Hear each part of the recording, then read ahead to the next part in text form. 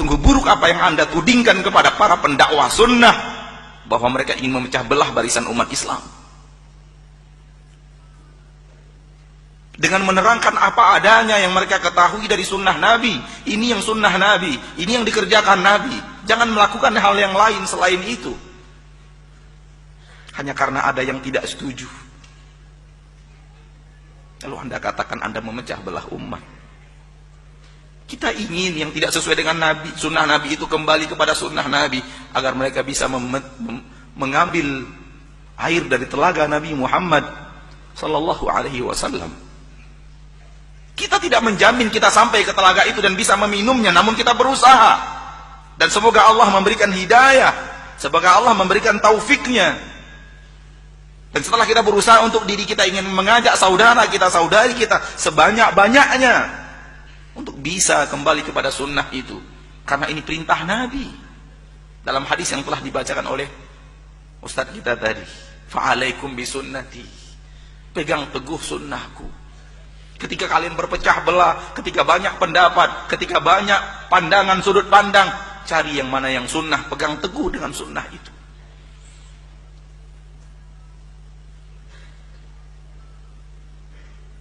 Di sini, ketika seseorang tahu apa yang sedang dilakukan oleh dai-dai yang mengajak kepada sunnah Nabi, sebenar-benar pengetahuan, maka yang akan mereka katakan adalah, ini adalah bukti kasih sayang dai itu kepada manusia. Bukan benci mereka kepada manusia.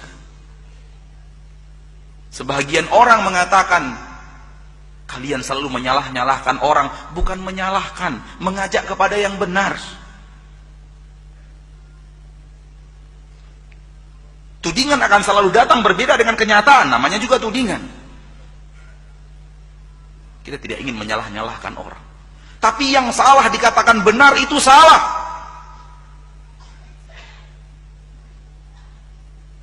Seorang komandan, pimpinan, karyawannya salah lalu dibenarkan, kesalahan pimpinan itu sendiri.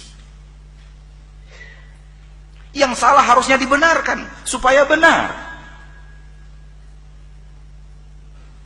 Maka mengajak kepada sunnah, mengajak kepada kebenaran, karena sunnah itu dari Nabi Muhammad sallallahu alaihi wasallam. Yang tidak dari Nabi Muhammad tidak sunnah. Kemudian orang itu masuk setelah azan subuh, sholat 2 rakaat, tambah 2 rakaat, tambah 2 rakaat, tambah 2 rakaat. Semangat, tapi tidak sesuai dengan sunnah. Dihampiri oleh Sa'id ibn Musayyib, seorang ulama, dan berkata, saudaraku, Rasul hanya memerintahkan kita untuk sholat 2 rakaat sebelum subuh. Orang ini mengatakan, ayu'adzibuni Allahu bisalah? Aku kan hanya sholat, apakah Allah akan tega mengadabku karena aku sholat? Masa sih aku akan diadab oleh Allah? Aku kan sholat. Ini bahasa kita sekarang kalau diterjemahkan secara bebas. Apa sih yang mereka lakukan? Cuma baca Quran kok disalah-salahkan? Mereka kan sholat kok disalah-salahkan? Yang salah itu peminum khamar, yang salah itu orang yang tidak sholat, yang salah itu para pezina, orang yang sholat nggak pernah salah.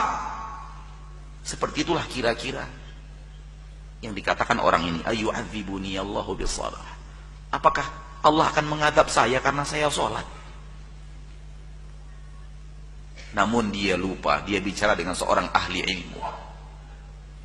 Dia bicara dengan seorang ulama. Dia berbicara kepada seorang yang mengerti urgensi berpegang teguh dengan sunnah.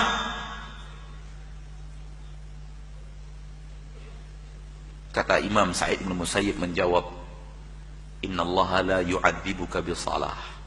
Allah tidak akan adab engkau karena engkau salat. Walakin yu'adzibuka bimukhalafati sunnah. Akan Allah adab kamu karena kamu menyelisihi sunnah. Ini jawaban ahli ilmu. Betapa banyaknya orang yang mengatakan dia sholat, seluruh yang sholat semuanya benar, berwuduk sembarang wuduk saja, sehingga bahagian belakang mata kakinya tidak terkena sentuhan air. Kita katakan, ya akhi ittaqillah, ada hadis Nabi melarang kita tidak perhatian kepada air di bagian tumit kita. Nabi mengatakan wailul lil aqabi minan nar, dari Abu Hurairah radhiyallahu taala anhu wa arda, riwayat Imam Bukhari dan Muslim. Allah, kan dia sudah berwudu. Nabi mengatakan wailul lil aqabi minan nar, neraka untuk orang-orang yang tumitnya tidak terkena sentuhan air wudu. Jangan disalah-salahkan, dia sudah berwudu kok. Maka ya akhi, permasalahannya adalah bukan salah menyalahkan, tapi mengajak kepada mana yang sunnah Nabi Muhammad SAW dan mana yang tidak. Maka orang yang masuk agama Islam, dia butuh satu lagi hidayah. Hidayah untuk sampai ke sunnah. Yang tidak sampai ke sunnah, berbahaya di akhirat. Allah berfirman di dalam Al-Quran, hal ataka hadithul ghashiyah, wujuhi yawma idin khashi'ah, amilatun nasibah, tasla naran hamiyah, tusqa min ainin aniyah. Sudah datangkah kepadamu berita tentang hari kiamat?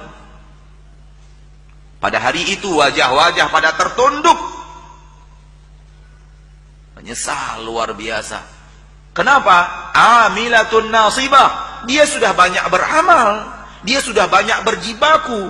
Bukan orang yang tidak beramal, tapi rajin beramal, rajin bekerja keras dalam amal. Namun tasla naran hamiyah, tetap masuk neraka yang panas.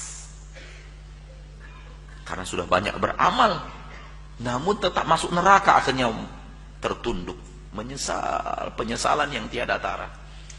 Kata para ulama dalam ayat ini, karena amalan mereka tidak sesuai dengan sunnah Nabi Muhammad sallallahu alaihi wasallam, akhirnya tidak diterima.